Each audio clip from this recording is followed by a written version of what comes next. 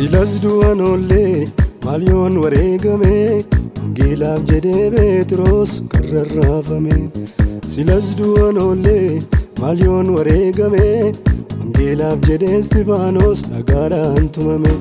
Kan koo maalima seenaani kan kee maalima seenaani keenya maalima seenaani ka'aa kaanee lallabna akka jirreeni. Kakane lallabna akka Phaawulosi kakane lallabna akka Istifaaноsi kakane lallabna akka Phexrosi kakane lallabna akka Yohannisi.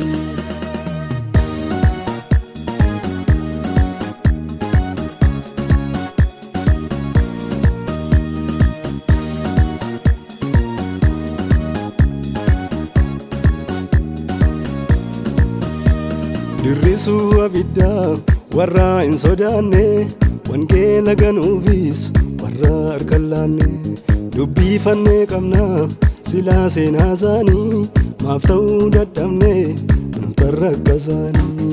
Kan koo maalima seenaani kan kee maalima seenaani keenya maalima seenaani ka'aa kaanee lallabna akka jirreeni. kakane lallabna akka Phaawulosi kakane lallabna akka Istifaaноsi kakane lallabna akka Phexrosi kakane lallabna akka Yohannisi.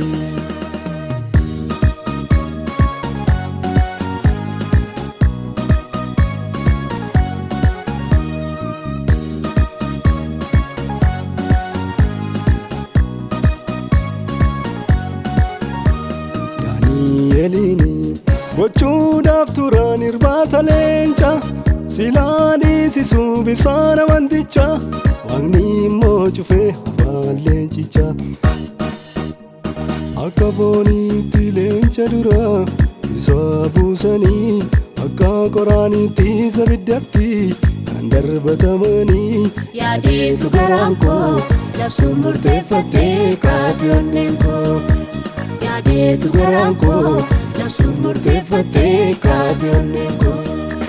Ka'ee ka'ee ka'ee ka'ee hin sodaadhu kutadhe. Ka'ee Onnee Yaaqoob godhe. ka'ee Hin sodaadhu kutadhe. ka'ee Onnee Istifaanos godhe. ka'ee Hin sodaadhu kutadhe. ka'ee Onnee Phaawulos godhe.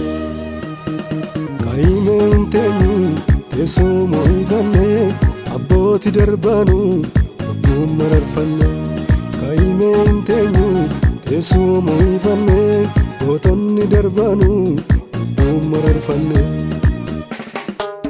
kakane lallabna Akka Phaawulosi kakane lallabna akka Istifaaноsi kakane lallabna akka Phexrosi kakane lallabna akka Yohannisi.